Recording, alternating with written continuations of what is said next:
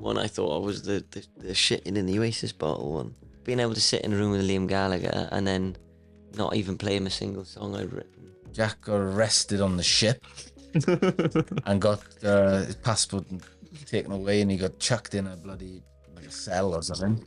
Man Overboard podcast forever. Is Matilda classed as a superhero? She's just Doctor Strange, I'd say, basically. I feel like I might intro the podcast just with that. If I had any superpower, it'd be Matilda's. But hello, everyone. Welcome back to the Man Overboard podcast. Today we're joined by Trampolene on an 8-day UK tour. Just come from a sold-out gig in Manchester, and we're in the back room at the Brood now, which is a bit of a squeeze. But thanks so much for joining. How's the tour been so far, guys? Brilliant. Thank you for having us, mate. It's okay. Thanks. We've loved it, actually. I got to say, it's been epic. I mean, getting in the old transit and going up and down the country, it's just, you know, it's living the dream, isn't it? But the best thing for me has been, well, it's always about the people you meet. So, I don't know. I'm still in the middle of it. So I'm not like counting my, what is it? Chickens. You count the chickens? Is it? Before they roost. Yeah, that's it. So not counting the chickens because I got to try and get through the rest. Yeah. Yeah, I know there's another 2 more sold out dates. Are you excited for those? I believe you have quite like a residency down in London. Is it at Coco, this gig? This gig actually is in the 100 Club. Oh, right, nice. Yeah, we did have a residency in COVID, but yeah, I've gone mad. Coco. In Coco, yeah, not COVID. Camden. Yeah, in Camden, and that was mega. That was like, mate, I don't know how we survived that, to be honest. Every Friday night. It was the first time someone had done like a residency since The Clash did it back in the day. That's what we were told anyway. And that was pretty cool. Yeah, that's how they got us in there anyway. They hooked us in with that, like. Yeah. Oh, that's amazing. Like, you guys have played some amazing gigs. I know you've been a band for nearly a decade now, which is mental. I saw you guys here in like 2015 or something. I was only like 14, 15, and it was a mental gig. But how did you originally get together? I've seen some like conflicting things online. What was the story behind Trampolene and how you became a band? What have you heard? I'm interested. Well, I saw something about like moving to London, going to a flat, having no internet, and creating a creative like area to bring bands to and kind of create music. Yeah. Is that how it originally started? Well, that's not how the band originally started. That's a little bit further down the journey. Oh, okay. Like when we were 18 and we moved to London. But originally, I suppose the band started when I can hear someone sound checking. I don't know how you're gonna edit that one, but good luck. I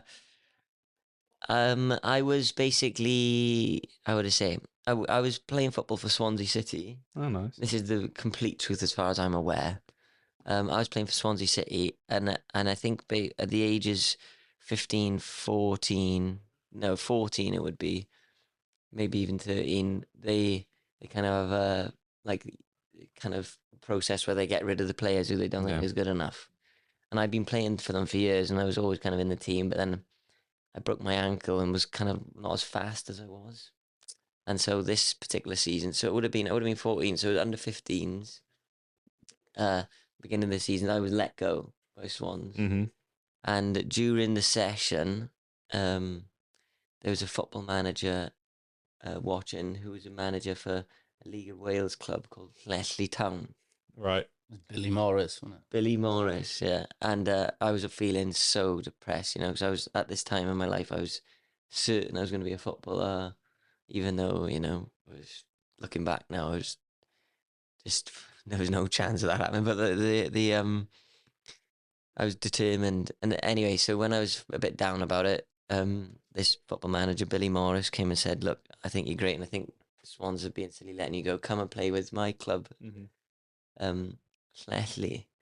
And I was like, okay. I was all prepared to go to where my friends in school played football, like in places like West End and Bonamine and East Side, Porten and Colts, which I ended up playing against. But sorry, it may take time. And then on that kind of first training session with Leslie after I decided to go was kind of where I met Wayne. Mm-hmm. And the interesting thing about Wayne to me was, obviously I didn't know anyone there. And I instantly thought he was quite cool and quite interesting. And I always make a joke about it because, like, you know, I was rather late in the development world, and I saw Wayne, and he had just the hairiest legs in the world. And I was like, oh my God. I need to be friends with that guy. Yeah, I need to get some of that testosterone in me. But it wasn't just that really. In truth, it was more just his vibe and his kind of coolness. I hadn't seen a footballer who was into punk music, and I thought that was interesting. And at the time, I hadn't started playing guitar. I had what had I done? My father. I'd been expelled from school. This is all happening in the background, and my father had who I wasn't living with, had heard about it, and he bought me a guitar for Christmas. It was said on the wrapping, I heard school isn't going so well, maybe time to think of an alternative career. But I hadn't thought about playing the guitar until I heard that Wayne was in a band. I wasn't really in a band. No, I thought he was. I was certain he was in this band, and they were doing a cover version. They were doing a band practice. Well, it wasn't a band. No, it was just him and another lad. Actually, it was an unbelievably good guitarist. Yeah. And he asked me if I could play guitar, and I just said I could, although I'd never played guitar. That's the truth. I'd never even touched it. And so I went to. I heard we were playing. He said we were going to play Guns N' Roses, so I nicked the Guns N' Roses Appetite Destruction from HMV, and then I started trying to learn it. The first thing I ever learned, and it didn't go very well at all. But I don't really know. What was it like for you, the band practice, where I turned up and couldn't really play the guitar? Well, first of all, it wasn't a band practice. We just went to someone's house. Like, we both couldn't play our instrument at all. You just probably assumed I could because You could play the intro to Guns N' Roses. anyone, like they always say, bass is the easiest thing to play, innit? You know what I mean? But I don't know. I think that wasn't as cool. Like, you just missed out. When the football thing happened, you essentially turned up, and the first thing you said in front of the whole team was something about your grandmother had died, which was a total lie.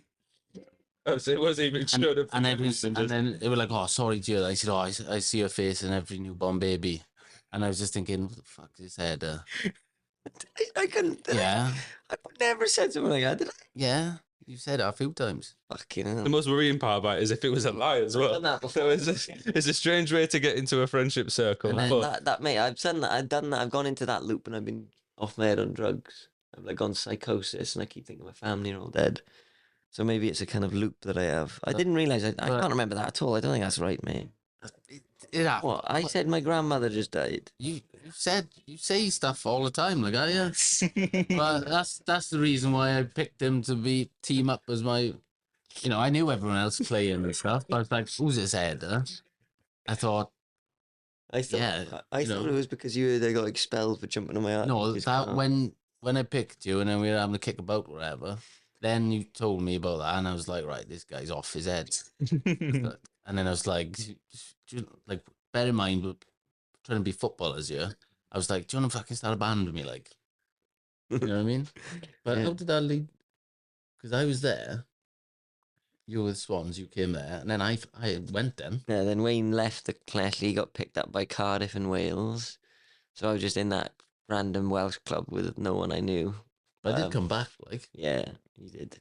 what was the moment when you actually started playing shows and stuff and you realised, oh shit, we're like actually a band now? Like you'd finally learnt guitar after methodically doing it every day for hours and Yeah. hours.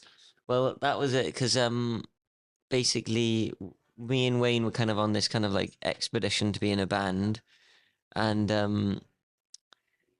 then we were maybe 15 or something, and we were going to college. At 15. 15, 16? What the hell was the college of 15? I dropped out of school at 15. No, you didn't go You to go to college at 17. No, mate, that's university. 16. Six. Is it? You're still in Seen sixth Yeah. form. Yeah, sixth form, isn't it? Like 15, 16? Yeah. Yeah. Yeah, six form's like 16. Mate, you left school when you were like fucking 11. What are you on about? You were fucking hanging out in my house like I was every day. hanging out to your house when we were 15. You were still going to school. Yeah. And you were coming back on your lunch break and we were jamming. And we didn't have a drummer. and it doesn't sound as good when you got two people that can't play and trying to keep time without a drummer. So like I was in his city. Don't know why my parents thought I was like, but his mum was really nice and took me in. And like, even though Kyle lived in my This is the funny thing hometown, about it, actually. and like we'd probably seen each other, but it took Jack to meet Kyle in college when he was 16. 15, I think. But You demented. you need to go back to school, like. We're good, Yeah, 'cause boys. you go, we're you go on the good. 16. You and the- leave when it's- you're 16. Do you? At 15, your BCG's still fucking healing, like. All right, fair enough. You know what I mean? Well, it doesn't matter to me. I just, thought it was earlier. I mean, it didn't really matter because we didn't do very much there. Well, I didn't anyway.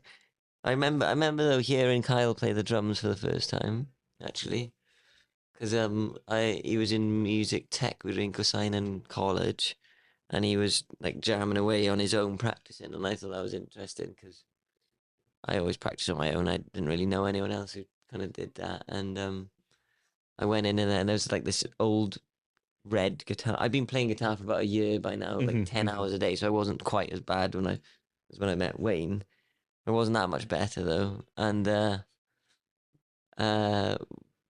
basically I just heard him playing and just walked into the studio and started playing guitar. And we just had a little jam, and I rang Wayne afterwards and was like, "I found the one." You did, yeah. I found the one. I was just thinking, I needed to do that practice. This guy's interrupting me. I was enjoying being in here by myself. But then it was fun. I sometimes if I lose a bit of flow, it can upset me a little. But I forgave him quick enough when we had a fun jam together. And then leading all the way up to now with a new album, Rules of Love and War. What's the reception been like for that? I really like the album. Mate, is it? Oh, that's mate. It feels like the first, like since our first album came out, it feels like the first kind of round the houses glorified moment again. If you know what I mean, it feels like we've really smashed it with this one. That's Yeah. the way it feels to me, anyway. No, I'd agree. I know it did really well on the independent charts Yeah. and stuff as well, didn't Yeah, it? we were topping all those, which was nice, Yeah, it's fantastic. What's it been like to play out on the road with those songs? Was there any like big inspirations for that album? Anything you look back on and think, oh, that part of my life or that musician, etc., really inspired that? Don't know, you boys. I don't know. I think somehow like just the genuine aura of Trampoline being back to us threes somehow just Made it all right. been the icing on the cake for the overall sound and feel, and kind of just naturally, like we didn't really do anything. It just kind of happened, you know. It just came Which is together. amazing because it's just as much as surprise for us, and Yeah. you know. Like you're saying, the story that you were talking about with London is basically when after we finished college, all our friends were going to uni, and we decided to move to London together, and that's where we had this like mad, created the kind of Welsh refugee camp as it was called. That's where we became Trampoline as well when we moved Yeah. up. You know? Yeah, We yeah, did some soul searching. yeah.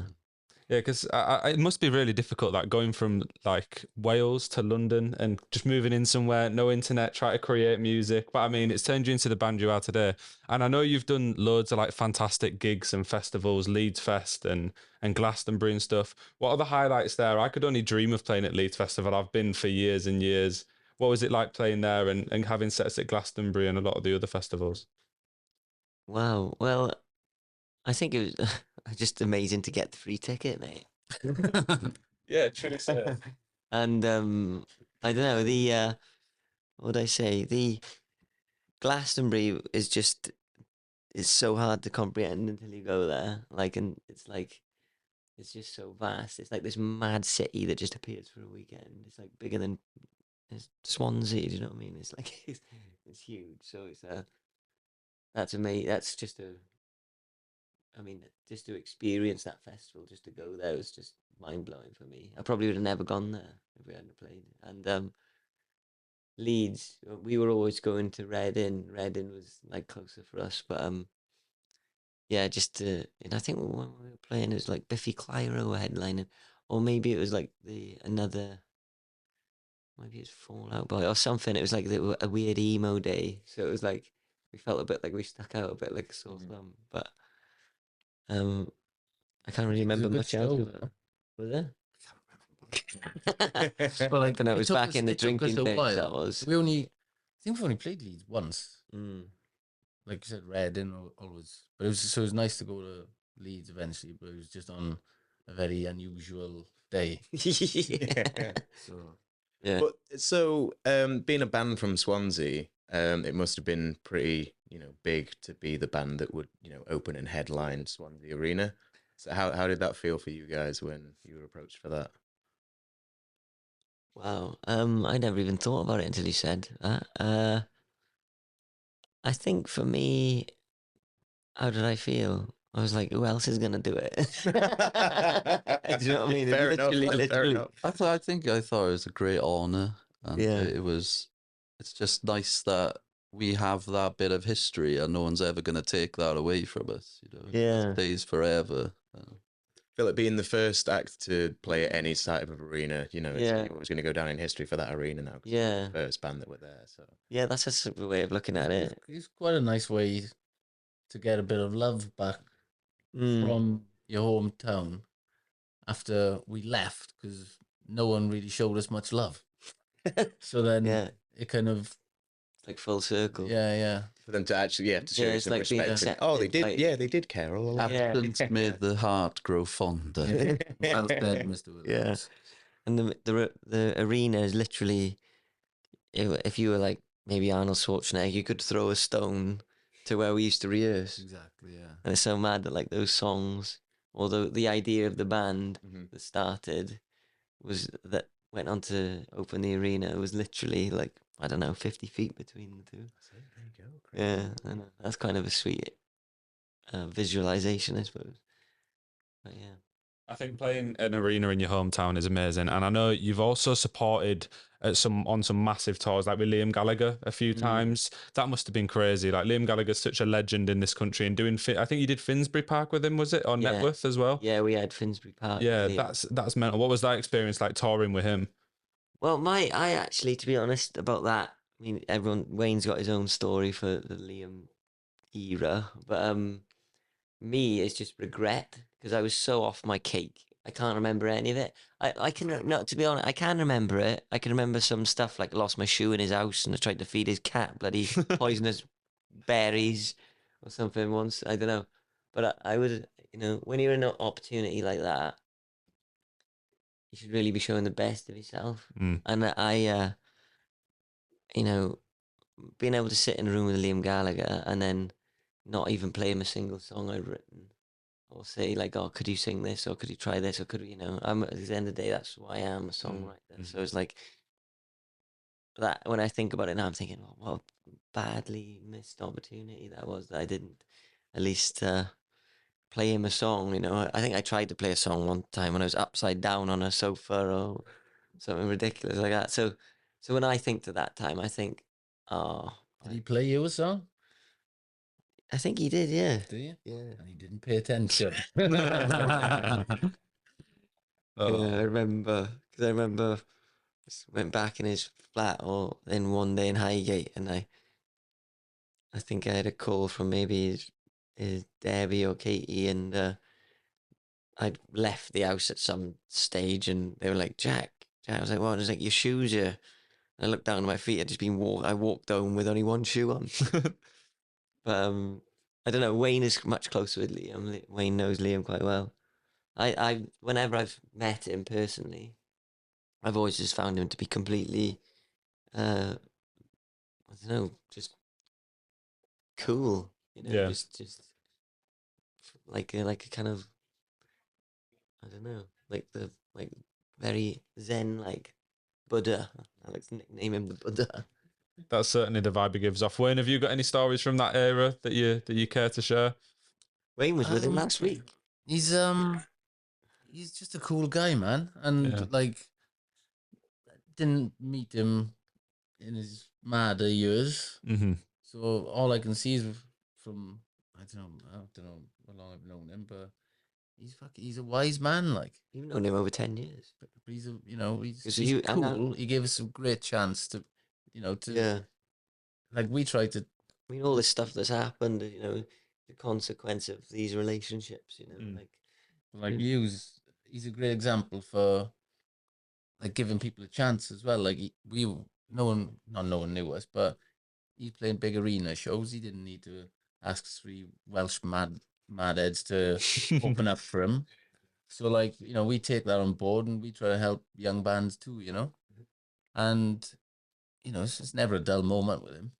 Whether Yeah. it's if you have a little strut on a heath, I'm sure, or whether you're 10 pints in, there's never awkward silence. Put it that way. Wise words, mad words.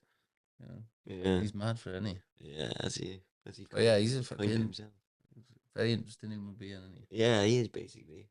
That story in the Oasis documentary, he had a fight Mhm. and he got it with a hammer and something changed in his head. He is tapped differently, you know what I mean? Yeah. He thinks differently. He's a bit like, I don't want to say trippy, but like, he's very connected to things that, abnormal. He's got like a, A unique way of thinking. yeah, Yeah. very much. And like, he's much more, he's not meat and potatoes, like people kind of like say what about like lads kind of Oasis thing, but I know that's like quintessentially what the fan base is like, but I love him, and I feel like there's a lot more to Liam than just that. These many things. I love that he's coming back when solo's gone so well. Yeah, we like chuffed for him. He was in the pub with you before that even happened, wasn't it? so many, so many people wanted it, and it's been great. Like Yeah, like he's done fucking really well, hasn't he? yeah. Fair play to him. He can sit up, doesn't he? You don't have to. He only has to do one gig every 5 years to pay the bills. Yeah. So speaking of like artists and influencers and such, we have a question that we usually ask all of our guests, which is which 3 headliners would you go for a 3-day festival for Friday, Saturday, and then the Sunday? What bands, dead or alive, doesn't matter, whatever alive. era, doesn't Oh matter, my God, anybody true. at all throughout history. Which 3 would you go for? Which days as well? You got to get the hype built up. Okay. Wow, that's a big question. It always comes out with some really good answers because it makes you go, oh, actually. I mean, it's so difficult. What in their peak, like? Yes. Yeah. At their prime. Yeah. John, We're not bringing back. We're not having like Zombie Jackson on the stage. Yeah. Okay. John Frusciante. Oh, wow, It's just John solo. Frusciante on his own solo without the Chili Peppers. I mean, I reckon you'll get a lot of people agreeing with that. It's a niche one, but it's a proper good niche one. That John Frusciante solo. We love that. I'd love to see a Mm. bold headline. Yeah. When you say his And peak, he's still alive. what peak do you mean? Do you usually just a t-shirt era or Oh, yeah, that'd be. peak heroin, like? Or do you mean Yeah. Or maybe to record Water for only 10 days, that period. After that, Amber Shadows Collide with People, somewhere in there. Yeah. Oh my God. So John Frusciante. Should we pick 3? Well, we do it. Well, Can do if you want. Yeah. Yeah. doing like the Friday. Or Yeah. I've gone for the Sunday morning slot there. Okay, that's. The Sunday morning headliner. Yeah. I don't know. I mean, maybe I'm just thinking of the dead people straight away. So I'm obviously going Lennon, Marley, Clash, Hendrix, Nirvana. But this is quite a lot. Like I know. Yeah. I know. Full festival. I know. I mean, I'm just thinking. I'm trying to think about everyone who's dead. I know. How much? Post-mortem festival. Yeah. Who? Post-mortem festival. Yeah. Who else would I? It's quite a like more. Well, it's not modern, but I would have really loved to see the Strokes in their prime. Mm. Good. It's not like there's so many more people I'd like to see, like all these legends. Mm. I would have liked to, The that Beatles, doesn't even ask like it's asking for much. It's Yeah. not like I'm not trying to bring them back from the dead. I'm just trying to turn back time. Yeah. Share style. I just would love to see that cool. Yeah. Okay. That's a But at good a one. festival, maybe that's a club, innit? That's a fucking maybe a New York club. Remember when we saw Alt J coming up in That was beautiful. Glastonbury? That was fucking awesome. Oh, I would have loved. That was one of the best experiences of my life, I think. Like, really. They were great. I don't know. It's so have we all kind of picked something? I don't know. You said loads of things. I mean, yeah. He went and started picking Sunday morning, and then I started talking about clubs. So I lost my ticket. The Strokes in the Prime would be a really good You one. need to narrow down your field from about 7. Yeah. Maybe. I mean, I don't know, because every time I watch videos of like Nirvana, it's always really interesting and lots of character, but it's never quite the power of listening to the album. Is it? Club in a I don't know. festival. Like When I think you just want to be at a festival in a club, like a day festival that's just in a basement somewhere. Yeah. He just wants to be indoors. One of those The Doors. multiple Oh, yeah. venue festivals. Doors. Yeah. oh wow. I'd probably pick the Doors, actually. I'd probably bring Dylan Thomas back, actually, as well. Get him to do... I'll get Dylan Thomas, the Doors, and John Lennon solo. Could we, in my if three. the ultimate headliner, couldn't we just have a mixed band? You're not a fan of John, are you? No. You like Fush? No, Lennon. I'd love to see Lennon You were- collab with Bob Great. Marley on rhythm and vocals. Yeah. Henrik's on lead, Yeah. and then I don't know. You could even stick Bonham on the drums, like just to mix it up with a beast, you know. Yeah, that does sound good. And maybe I don't know. Could you get like some female singer in the back, like to harmonize? Like Alanis Morissette. Yeah. And Shirley Bassey Oh, yeah. And bring Amy Winehouse back, too. and Janis Joplin, a proper romance. And Tom- they're just in the They're- background. They're John Lennon's backing singers. Yeah, and Well, well, put John Lennon on backings and have well, he just suggested we stick Tom Jones in with the ladies, Yes. just Just give the chemistry. just to lead. I mean, that would be pretty good. That's the vocal choir, like. I mean, I feel like we've just created the ultimate gig. Like that's like the ultimate one night. Everyone, it's like a 3-hour set. We're going to see all of those. Maybe have a little solo at some point in between. wow. On your time in a road, is there any funny stories that stand out? Any times when you've been touring or something's happened, or any that jump out that you can share? No, that was everyone just said, well. Got one? Got any? What age is your audience? Oh, all over 18. Well, there we are. Um, Don't know. I can can't. you remember? No, I mean, There's some tours where we had a text off our management. He said, "How's the tour going, boys? I heard you've had the blue lights involved again." We were like, "What do you mean? What was happening? You had the police and the ambulances." I was like, "Oh, how did this leak?" And I was think we were in Belgium, and he managed to jump on a guitar tech, and he ended up in hospital getting stitches. So ambulance is called. And then on the same trip, Jack got arrested on the ship and got his passport taken away, and he got chucked in a bloody like a cell or something. You know, good night that was. that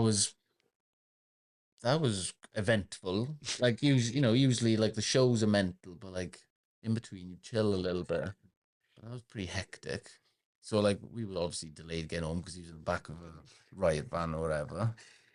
Oh yeah. I loved your reaction, Jack, when that story was going through. You were kind of trying to hide away, but laughing at the same Yeah. time. Like, yeah, well, it probably was fun, but Yeah, no, there's so many. I mean, I don't know. It's hard to. The automatically one I thought of was the shitting in the Oasis bottle one, but I always tell that one. I feel like we need some more context behind that. We need more. Out of all You're the- going there. I'm gonna be a bit more detailed in my. Hey, well, you held the bottle. yeah, I did hold the bottle. It was all right, but I don't know. Well, you can kind of imagine like when you're on the road and you can't find a toilet. Oasis bottles are quite big, aren't they? Yeah, true. I don't know what led us. I don't know what led us to this conclusion, though. It's like, Just in a derelict car park behind the venue, which had a toilet.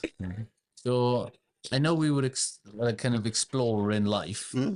and like going on a journey, but that was like a bit too much of a bonding experience. You know, I was standing on top of the van at the time as well. So it wasn't particularly stealthy he was operation. pushing, he was holding, and I was pushing. Well, Three-man show. oh, But I was trying not to look, but obviously you just can't help thinking it. And when I saw what I saw, it shocked me so much I jolted my hand back up, and it kind of like went straight back up. yeah, and I've been nervous ever since. See, I don't really know how to segue away from that one. I'm trying to think of like how to get onto the next question in my head, but I don't know how to go from the Oasis bottle. And we mentioned Liam Gallagher. Another, I suppose, band or artist that you guys seem to have quite a good relationship is Pete Doherty and the Libertines. I know you've supported them a bunch of times, and of course you've got a song that features Pete as well. What's your relationship like with him, and what was it like to actually get a song put together with him that's now out in the world? Um, my relationship with Peter. I mean, I was with him last week. We were touring across Germany, and we were talking about it. And he said, "Oh, I never had a little brother," and I said, "Oh, I never had a bigger brother." So it kind of this kind of feels like he was like the older brother that I kind of never had, I suppose. And uh, just really just there's a magic to get him on that song, you know, and it's such a quirky, cool piece of music, and I don't know, it's just we didn't expect it to become the kind of I don't know, is it an anthem? I don't know what kind of word it is for it, but it's like a quirky, don't know what, but who knows? Anyway, but I had a few words, but they were wrong. is it Powerhouse was what. Powerhouse? Love it. We didn't expect it to become a song. No, It's no. a cult classic. Yeah, yeah. Let's go cult classic. But yeah, it just random because we were just during lockdown and we didn't really have anything to do, so we kind of put the poem and the song together, and we didn't think it would be anything more than just a lockdown thing. But when we play it live now, it's like this really big moment in the set. Mhm. So, but I love Peter with all my heart, and I think what he's done for us is pretty miraculous, really, isn't it? It's like kind of the stuff you dream of. It's fun when we supported him. He'd come on stage with us and come sing and he'd bring his dogs on. It was Mhm. it was crazy the first time that happened. I was just like, it's just like the animals are out there with us as well. The dogs are on stage. Yeah. Just got a bit of the same ethos Yeah, it's as like us. same spirit, You know, innit? same spirit. It's quite messy, but we don't mind it. Yeah. Yeah. I kind of feel like you guys give off a bit more of a like an old school feel like in terms of bands, Hmm. and I really like it. And I wondered your thoughts on like how much the internet kind of impacts how well an artist does now, because I know that like half of someone's job now is to do good on TikTok and to do good on Instagram as opposed to actually just making good music and putting it out there. What are your thoughts on like the differences between like Spotify and really selling a physical album and how that's changed over the last probably decade, really? Wow, It's a big question, it's a but good one. That's a good one. I mean, because we at the beginning we kind of didn't we boycotted social media, didn't we? Yeah. We just didn't bought. Well, we just We, didn't get I mean, like, internet. I mean, We if get- we if We get Radio 1 play and we're like, you can't find them online because they don't have social media. yeah, so we and like if you could flip back time and like when we'd first moved to London and we were in this out this flat with all these people, and it would have been perfect, content or whatever. But to be honest, we the world changes and that technology changes so fast and so rapidly. It's hard to really know what the answer is. But like we as a band, like you said, it's always been about the music first and that second. But I do find it really difficult. I got to be honest. Like unless you post in like one post a day and then 6 stories, your algorithm's fucked, and it's like everything just exists inside your phone. I'm like every day, I just feel like I'm getting closer and closer to just being absorbed into it. And you know, I don't know. I don't know where the line is going to be drawn. Like I don't understand where it can end because it just gets more and more. Everyone wants more and more. I'll just put a fucking camera on me and just walk around all day. You know what I mean? Yeah, that's it. That's it. That's the only logical way it can go. The thing is, you'll just be in the van. We like want to talk to Jack, and we just see him on his phone. So it's like, yeah, he's not going to hear anything we say right now. Yeah. Saying that everyone's on. Yeah. You look at any space. You probably go in there. Everyone just be on their phones. So it's like, And this is just happening, isn't it? This is a relatively new thing in our lives. And I mean, when we weren't on social media, it was like touch and go. It was like we're talking about 2015 when the band first put out a single, maybe. And we thought at that time that social media would just die.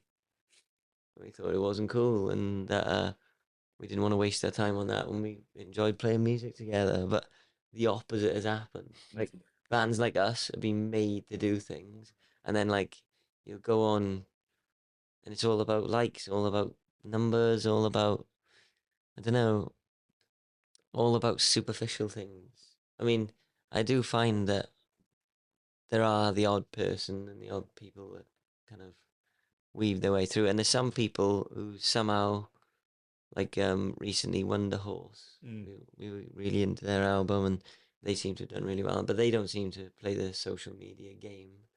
But they've got like the other things really well in place. So it's like it's hard to say.